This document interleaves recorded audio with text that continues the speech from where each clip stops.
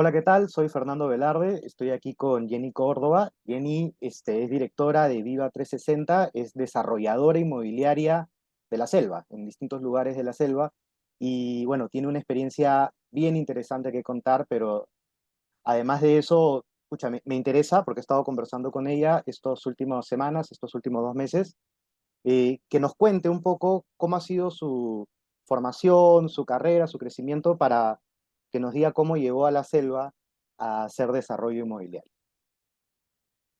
Hola Fernando, ¿cómo estás?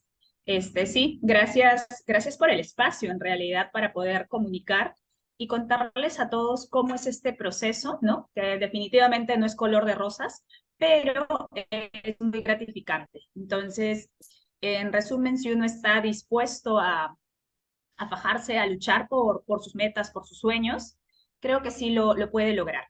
Y el camino, como te digo, no es sencillo, pero es posible. Así que, bueno, conversaremos un poquito más a detalle quizás de los retos o las cosas buenas y no tan buenas que también hay que afrontar. Así que adelante, ¿no? Eh, Cuéntame un poco de tu formación. A ver, yo de carrera estudié ingeniería industrial en la Católica. De ahí tuve formación en temas de agroindustriales también, curiosamente, porque mi familia se dedica a este negocio, al negocio del agro, producción de piñas golden en específico. Estudié en ADEX, hice algunos diplomados, especializaciones en proyectos, en gestión de proyectos. Y bueno, he trabajado en grandes empresas, ¿no? Tipo Telefónica, SGS, La Positiva, en distintas áreas, ¿ah? En realidad, en procesos, proyectos, logística. Y bueno, en la parte inmobiliaria, bueno, también en el Mall Aventura del grupo Ripley, que es lo más cercano al rubro corporativo inmobiliario que he venido trabajando, ¿no? Y en el tema familiar, pues mi familia sí se dedica al mundo, al rubro inmobiliario desde siempre, ¿no? Desde mis abuelitos. Entonces, por ahí viene como que el gusto inmobiliario, ¿no? Y la vena emprendedora, pues, de toda la vida. Entonces, tú agarras el negocio familiar de alguna manera, y esta formación y esta experiencia que te lleva a ti a evaluar riesgos y procesos, porque ingeniería industrial es procesos puro y duro, este, de alguna manera marca la forma como tú evalúas el desarrollo inmobiliario y que lo haces, ¿no? Ahora, yo sé por experiencia y porque lo que hemos conversado, que en las zonas de la selva es bien difícil porque hay mucha competencia informal, hay mucha competencia desleal, en el sentido de que hay mucho acceso a suelo que no necesariamente tiene los papeles correspondientes, ¿no? Eh, y tú estás justamente en el desarrollo inmobiliario, pero estás del otro lado, ¿no? Tú estás haciendo proyectos formales. Cuéntame un poco cómo llegas a eso. Sí, mira, igual quería precisar un poco que ingeniería industrial, si bien es bien conocido por el tema de procesos, pero no es solo eso. Yo empecé la carrera en realidad en arquitectura, Mm, curiosamente, igual en la Católica. Entonces, luego, como yo siempre he tenido esta vena de negocio, de empresa, de emprender, ¿no? Entonces he dicho, oye, ¿qué es lo que me acerca más a esta meta? ¿No? Esa pregunta evidentemente me lo hice a los 17, 18 años. claro. Entonces, lo que noté fue que ingeniería industrial, yo estaba entre ingeniería industrial y economía, en realidad. Entonces, ingeniería industrial, como está más cerca a números, a finanzas, entonces, para mí, en mi opinión personal, es que ingeniería industrial te da un bagaje de herramientas para ver todas las áreas que tiene una empresa. Si bien no profundizas, pero te da esas herramientas financieras, marqueteras, contables, de procesos también, ¿no? De proyectos, evaluar si algún proyecto va a ser, sí o no va a ser rentable. Eso no es sencillo, obviamente, pero es importante hacerlo. Ujú. Puede que no lo hagas tú a la hora de desarrollar, porque tienes un equipo. Sin embargo, es importante, creo yo, conocerlo para poder interpretar y para poder tomar las mejores decisiones, porque cuando eres desarrollador, al final estás a la cabeza y lideras las decisiones que debes de tomar. Entonces, en este tema formal, sí, evidentemente seguimos esa línea, uno por mi formación, evidentemente, por el tema de la carrera, y otro por el tema de marcar esta diferencia, ¿no? Marcar esta diferencia y por dar a los clientes esta seguridad, porque aparte, nuestro negocio, en realidad nuestro público es el mundo, nuestra visión, ¿no? No solamente es el público local que de repente, ya puede tener un terreno, ¿no? Ahí te toma posesión y ya está, Pero ¿qué pasa si tú no le vendes solo localmente, si no le vendes al mundo, ¿no? Primero a nivel nacional y luego al mundo. Obviamente no va a poder tomar posesión. Entonces, uno, tienes que darle un buen producto con todas las garantías y eso te le da la seguridad legal. En el caso de desarrollo horizontal, es la habilitación urbana, ¿no? Entonces, en esa línea estamos. Evidentemente hay mucha competencia informal, ¿no? Obviamente no vamos a competir por precios, porque lo que damos son más cosas que nos implican mayores gastos, mayores profesionales, mayores retos para poder cubrir nuestros costos y dar esa seguridad. Si no, no es posible. Claro. Y bueno, ahí, antes de irnos al tema de la formalidad y los costos, Uh -huh. quería hacer un poco doble clic al tema y validar me haces validar una sospecha que he visto en el sector inmobiliario ya hace tiempo, que muchas empresas que han escalado de ser empresas pequeñas a empresas bastante más grandes con muchos proyectos, lo han hecho a raíz de incorporar a profesionales que son economistas e ingenieros industriales, justamente. Empresas como seguramente parecidos a Armando Paredes y otras, tienen esa estructura bastante clara de cómo el proceso del desarrollo inmobiliario es una cadena de valor, ¿no? Y te identifican cada uno de los puntos críticos y con eso lo que tienen es una empresa que funciona como una máquina, ¿no? Mucho más eficiente y por lo tanto eso lo percibe el cliente final. Ya sea que tú te diferencies por valor agregado, por A o por B, han dado el salto las empresas que han incorporado a profesionales de ese tipo. Entonces, me parece bien interesante que tengas de alguna manera la doble experiencia, ¿no? La arquitectura, que es la parte humana, las humanidades, la parte de ingeniería, y que ya tienes por la familia el tema inmobiliario emprendedor, ¿no? Entonces hay varias cositas que te van sumando, pero también es cierto de que tú en tus desarrollos, ¿no? Tienes ahorita esta competencia que sí te está haciendo doler porque no hay un hábito en la zona de comprar vivienda formal. Es un dolor bien conocido. Pero el tema de los costos y los precios, ahí podemos hablar de un montón de estudios de GRADE y demás, que te dicen cómo si tú compras hoy en día una vivienda informal, el costo de la formalidad en el tiempo va a ser 3, 4 veces el precio de la vivienda que estás pagando hoy. Y lo vas a recuperar o lo vas a tener que gastar en los próximos 15, 20 años, ¿no? Porque vas a pagar agua más cara, vas a pagar mantenimientos más caros, vas a pagar luz más cara, etcétera y demás. Entonces, ahí, ¿no? O sea, se justifica el mayor valor, de alguna manera. Pero lo que te quería preguntar es una tendencia global que se está viniendo, que no sé si en el Perú ya se esté evaluando, no sé si hayas escuchado el tema, que son los proyectos de huella cero, que le llaman net cero, que están totalmente desconectados de la red, pero que tienen toda la formalidad del caso, ¿no? Y como veo el mercado de vivienda de segunda mano, casas de campo, en las periferias de la ciudad que está creciendo, tal vez ese segmento sea interesante, porque ¿qué significa una vivienda net cero? Que tú te desconectas, tienes tu propio panel solar o sistema de energía, de generación de energía, tienes tu propio sistema de generación de agua y tu propio sistema de desagüe. Si estamos en las afueras de la ciudad, en las zonas periurbanas, donde no te va a llevar estos servicios, ese sería el nicho donde habría que invertir. Esa es la alternativa. Sí, es más, mira, yo te comento algo.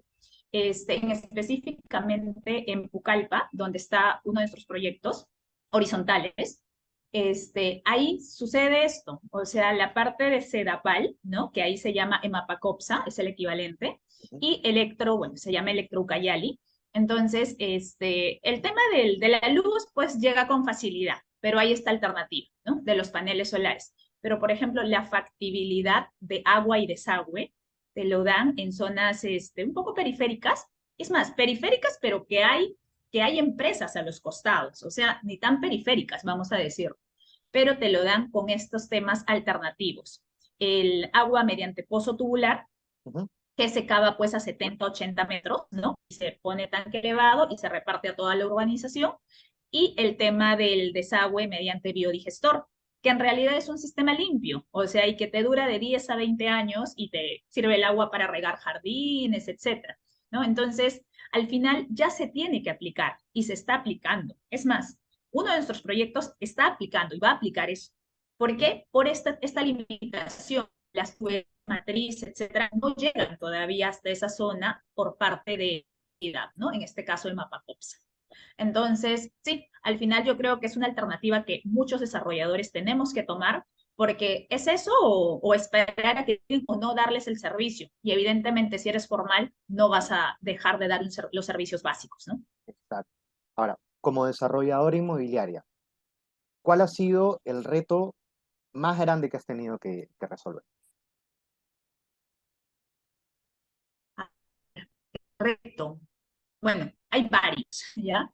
Pero uno de los más complejos me parece, bueno, fuera del tema informal, ¿no? Que evidentemente de repente uno desde fuera lo ve, ah, perfecto, ¿no? Puedo hacer, que ahorita abunda, ¿no? Puedo hacer una junta de capital, ¿no? Y todo este tema, junto a los recursos, compro un terreno y hago la habilitación urbana y vendo los terrenos.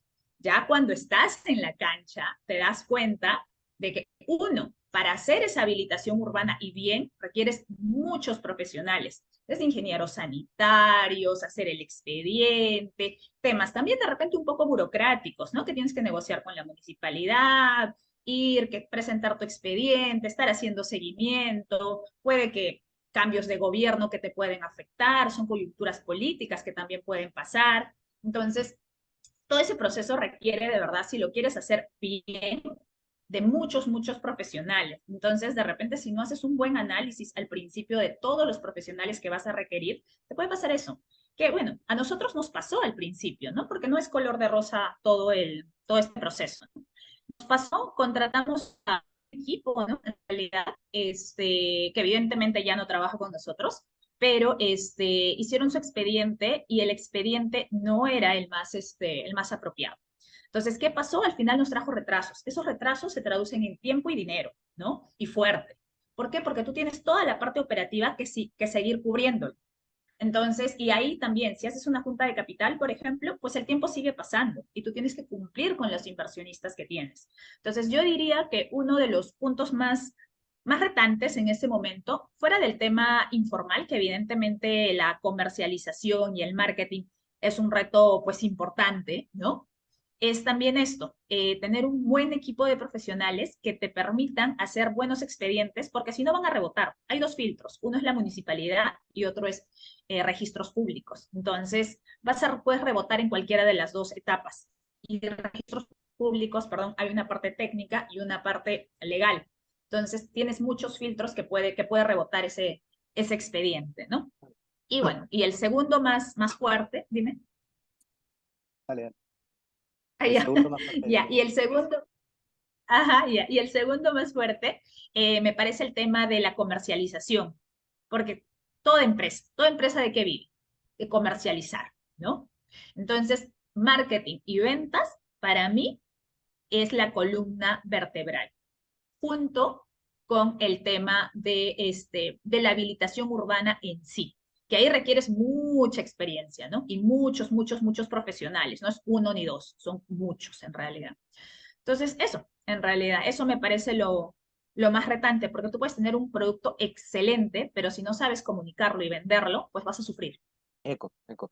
No, y también hay un tema de disciplina, me parece, que pocos lo tienen, ¿no? O sea, la ansiedad de querer vender a veces hace que uno haga estas juntas de capital, de que invierta mucha plata en poner en escena muchas cosas, y eso termina dejando a algunos proyectos sin presupuesto para realmente ejecutar lo que están prometiendo, ¿no? Y esto genera problemas en la comunidad, crea mucha desconfianza de parte de los compradores, que estos proyectos no tengan una estructura clara, que estos proyectos de alguna manera no sean responsables con sus inversiones.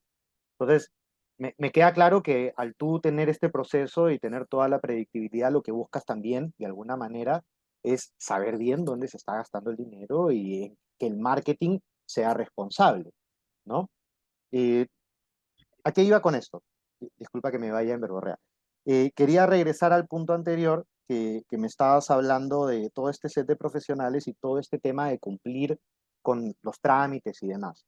Ahorita se está generando mucha controversia alrededor de algunas ordenanzas, planes urbanos y todo, y eso crea mucha impredictibilidad jurídica. De hecho, tú lo has mencionado, pero lo has mencionado como algo normal, ¿no? O sea, es algo con lo cual tú tienes que lidiar, que es parte de tu día a día, y no debería de ser así. O sea, nosotros, los desarrolladores formales, deberíamos de tener las reglas claras, ¿no? Y deberíamos de saber qué cosa puntualmente es lo que se tiene que presentar y que no hayan arbitrariedades a mitad de obra o después porque nos generan problemas.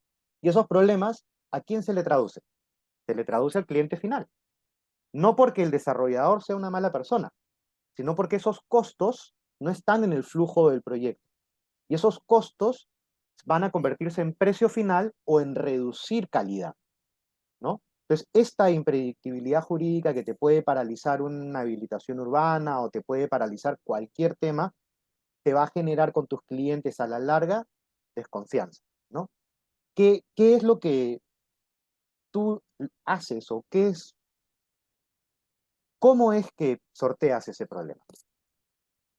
La lucha, nomás. Ya, mira, sí, en verdad sí. O sea, es más, iba a poner una casuística que creo que en algún momento te lo compartí también, Fernando, que es este tema del tamaño de los planos, que es tan sencillo, ¿no? La norma no tiene este tema de en tal escala tiene que ser, ¿no? O precisamente, si es de tantas dimensiones, etcétera. De esa manera sería como que bien sencillo presentarlo. Entonces te pueden observar cosas tan sencillas como no se ve, oye, pero yo lo veo, o sea, sí se ve, no, pero yo no lo veo, te puede decir la parte técnica de registros públicos. ¿Y eso qué te implica? Una, dos o más semanas de retraso al final. ¿Y quién va a asumir? Obviamente, como digo, toda tu parte, toda tu operación sigue funcionando. Tú le vas a tener que seguir pagando a todo tu equipo. No puedes decirle, oye, mira, me demoraron esto y por ende no te voy a pagar estas 2, 3 semanas. No sucede así. Tú sabes que la planilla es uno de los gastos más fuertes que una empresa también suele tener. Entonces, eso, ¿y qué haces? En verdad, pararte, ¿no? Poner, te dicen no, oye, no lo puedo sacar rápido, si te dice, pones, por ejemplo, a mí en mi caso, ¿no? Registros públicos, no lo puedo sacar rápido, te paras. Hablas con Defensoría del Usuario, que está dentro, no significa que hagas conflicto, negocias, conversas, ¿no? Entonces, eso, por ejemplo, es una habilidad que creo que todo desarrollador debería de tener. Y, por ejemplo, no solo mandar de repente a tu arquitecto a que vaya y haga seguimiento en registros públicos, cómo va el trámite, sino de repente uno como desarrollador, como tiene la pasión, estar ahí, negociar, porque el arquitecto, como le decía algún amigo desarrollador también, de repente va, le dicen la primera vez no, dice, ya, insiste un poquito, la segunda otra vez no, insiste, ya, la tercera ya se va. Pero uno que está más preocupado y ve toda la parte y es responsable de toda la empresa, pues a la primera, a la segunda, a la tercera, al cuarto, al quinto, ¿no? Hasta que te digan sí, ¿no? Evidentemente es eso, o sea, no hay de otra, ¿no? Conversar, negociar, y ya, para que salga adelante, pero es parte de, Es y parte de... tal cual lo dices, los costos, pues lo tienes que cargar o al cliente final o a reducir calidad, pero ese no es el objetivo, pues, ¿no? Evidentemente, sino pues, caballero, tus costos son mayores, por ende el precio de venta también puede ser mayor, ¿no? O reduces utilidad, que es otra opción. Entonces, lo que tú has ido aprendiendo en el tiempo fue básicamente tener un buen equipo, bien afilado, técnicamente bien capacitado, ¿no? Que tiene que estar al día. Fajarte, irte a la municipalidad, pararte en registros públicos, ¿no? Y ver de que las cosas se hagan, Fluyen. que fluyan. Procesos también, ¿no? Y ahora, en la parte del marketing, ¿cuál es, Ujú. de alguna manera, el diferencial que necesitas hacer fuera del tema de la formalidad? Porque todos los otros de proyectos inmobiliarios que van a estar vendiendo alrededor, sin título o sin habilitación urbana, mejor dicho, Ujú. finalmente pueden invertir lo mismo o más en marketing que tú, ¿no? ¿Cómo haces? ¿Cómo haces para realmente separarte de ellos y mostrar esta diferencia, este valor agregado, para que la gente entienda el valor de, de tu proyecto? Ya, mira, yo ahí, obviamente nos costó al principio tener una una visión de repente clara y aterrizada del proyecto. Entonces, de tanto, bueno, esto es así, en negocios es así, error, acierto, vas probando, pero no te alejas de la meta, obviamente, Claro. tienes la misma visión. Entonces, por ejemplo, en el caso de nuestro proyecto de Campo Verde, que está en Pucallpa, dijimos, ¿cuál es nuestro público?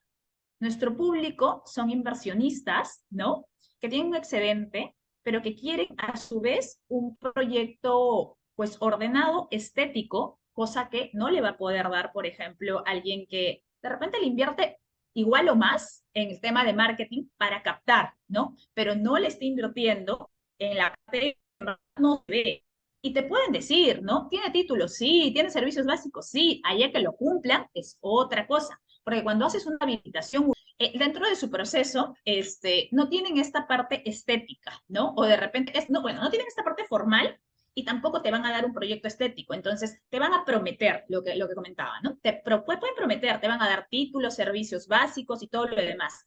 Dado que no tienen una habilitación urbana, por más que te lo prometan, puede ser un saludo pues a la bandera, ¿no? En realidad no hay esta norma, esta ley que a ellos los obligue a hacer, ¿no? Porque finalmente ellos no tienen un compromiso, no tienen un proceso en camino de habilitación urbana y menos, no lo tienen inscrito en registros públicos. Una vez que ya tienes esta habilitación urbana inscrita en registros públicos, al ser informales o bueno, los desarrollos informales no pueden darte esto, ¿no? No pueden darte esa predictibilidad que tú comentas, por más que te lo prometan, etcétera. Entonces, bueno, cuando es formal y bueno, formal, ¿qué tanto, no? Porque también te pueden decir que sí son formales, pero hay que confirmar eso, ¿no? Que esté inscrito en registros públicos la primera licencia y todos estos temas. Y eso te da cierta seguridad, obviamente. Ahora, ¿qué diferencia más tenemos como proyecto? Nosotros buscamos siempre que nuestros proyectos sean muy rentables, enfocados en el cliente. ¿Eso qué implica? Evidentemente, ¿no? Ve esta frase, no compres lo barato hoy, sino lo que va a ser más caro mañana, porque cuando tú inviertes, eso es lo que buscas. Entonces, al buscar eso, ¿qué te conviene? Evidentemente que está un proyecto en vías principales o en zonas turísticas, ¿no? Sobre todo en vías principales, que es donde normalmente sube más de valor, dependiendo del enfoque que estés buscando, ¿no? Ya sea vacacional o algo más comercial. Pero si eres inversionista, pues lo que buscas es tener mayor rentabilidad. Evidentemente, no va a subir al mismo ritmo un proyecto que esté en vías principales a uno que esté mucho más alejado, ¿no? Entonces, eso también hay que tener en cuenta. Lo mismo, la formalidad también te incrementa rentabilidad. Evidentemente, no va a subir la mayor rentabilidad algo que sea pues informal, porque evidentemente los servicios básicos que comentabas, al final te va a costar más y encima no se va a notar cuando ya lo tengas. Me refiero a que va a haber un desarrollo de repente desordenado. Entonces, no es lo mismo, pues, no tener tu casa en un lugar no tan bonito, no estético, a tener en un lugar muy estético, muy ordenado. Evidentemente, eso le va a afectar a la rentabilidad que vas a tener a futuro. E incluso si quieres hacer temas de alquileres tradicionales o Airbnbs, etcétera, evidentemente, ¿dónde vas a tener mayor demanda? En algo que sea un lugar seguro, bonito, que te dé todas las garantías. Entonces, Y que al puedes tomarle bonitas fotos y publicarlas para alquilarlas. Eso es importantísimo. también, y bueno, se toma fotos incluso del entorno, ¿no? Entonces, por más que seas, imagínate, no, pero yo voy a hacer mi casa, mi departamento, mi chalet, no sé, hermoso, pero la zona, pues no es hermosa y no es segura, complicado, ¿no? Entonces, eso no lo ves en el presente, eso lo ves en el futuro, pero cuando se decide en el presente. Eso es el detalle. Ya. Entonces, lo que ahora tocaría es hacer una pequeña reflexión hacia atrás, ¿no? Hoy en día estás en una etapa en la cual ya estás escalando tu negocio, eh, pero ¿qué le recomendarías a la Jenny de hace 5 o 7 años? Uy, de hace 5 o 7 años, evidentemente una resiliencia, pero y piel de rinoceronte, ¿no? Como hay un libro que de repente han escuchado. Pero bueno, eh, sí, sobre todo resiliencia, tenerla clara, o sea, tener una visión clara y no apuntar como mono con pistola, ¿no? Porque si no, en realidad no avanzas a ningún lado. Entonces, yo creo que definir bien tu público objetivo, no decir sí a todo, porque eso también es un gran error, me parece, porque el decir sí es decir no a otra cosa, tácitamente. Entonces, elegir bien, creo que las alianzas, importante, los profesionales, hacia dónde vas a llevar tu negocio y lucharla, pues no, o sea, porque competir, al menos en Perú, con un tema informal fácil no es, porque hay impuestos, hay planillas, hay recursos, hay N cosas que en realidad son una lucha constante y un reto constante, pero también te dan mucha satisfacción, diría yo. ¿Por qué? Porque al hacer este tema formal, pues tu mercado ya no es tu mercado local, tu mercado es el mundo. ¿Por qué? Porque con darles estas garantías, que eso a nosotros nos sirve un montón, por ejemplo, al darles estas garantías, incluso podemos trabajarlo virtualmente, así como estamos haciendo ahora. Entonces, ¿qué hacen? Revisan, ¿no? Toda la documentación, etcétera, de los clientes a través de sus abogados, sus contadores, etcétera, y tienen esa certeza. ¿Eso qué beneficio le trae, por ejemplo, a uno como cliente? Pues reduces costos, ¿no? No te tienes que gastar todo el tema de pasajes, viáticos, viajes, para poder ver el proyecto, para poder revisar. Entonces, puedes invertir desde la comodidad de tu casa. Pero eso evidentemente no lo vas a hacer con un proyecto informal, ¿no? Porque ¿qué garantía te daría? ¿No? Ninguna, en realidad. Así es, así es. Y al tú tener un proyecto que otras personas del país y de otros lados pueden invertir de alguna manera, estás, no de alguna manera, totalmente estás entendiendo la situación de Pucallpa, la situación de la selva en general, que hay mucha población migrante, ¿no? Que va a través de ciertos corredores y que por lo tanto personas tal vez de Huánuco, personas de Tingo María o personas de Cerro de Pasco o personas de Lima o de Piura o de Arequipa, ¿no? Puedan ser segunda, tercera generación o puedan querer comprar en Pucallpa por negocios, ¿no? Y en ese caso no se van a ir a comprar un lote. Lo que van a hacer es, en un principio, alquilar algo que encuentren ahí porque es lo mínimo de riesgo posible. Pero si tú les das todas las herramientas de formalidad, les estás eliminando ese riesgo. Y por lo tanto, hay una mayor probabilidad que vendas tú. Entonces, es bien interesante el modelo de negocio. Creo que no he visto otros desarrollos formales donde tú estás. Te felicito por eso, la estás viendo clara ahí, pero es bien difícil lo que estás haciendo. Es bien difícil. Más bien, te quiero Es ir un a reto. agradecer. Sí, es un reto enorme. Este, quiero agradecerte por tu tiempo, por lo que nos has enseñado y bueno, nada, estamos conversando. No sé si quieres decir algo más. No, agradecerte también por tu tiempo y bueno, a los que estén pensando hacer proyectos inmobiliarios, ¿no? De repente siendo este negocio, ¿no? Este modelo de desarrollo inmobiliario, yo creo que lo primero es planificar bien, tener un buen equipo, formar un buen equipo, tenerla clara, la visión súper clara y yo diría ir por el camino formal que me parece el mejor. O sea, no de repente en el corto plazo, pero sí estás formando los cimientos y no lo vas a ver de repente en 1 o 2 años, pero sí a futuro. Entonces, y eso es hacer empresa, no ser cortoplacista, sino ver a largo plazo. Eso sería lo único. Saber invertir también. Saber invertir. Bueno, muchísimas gracias. Gracias, gracias a ti.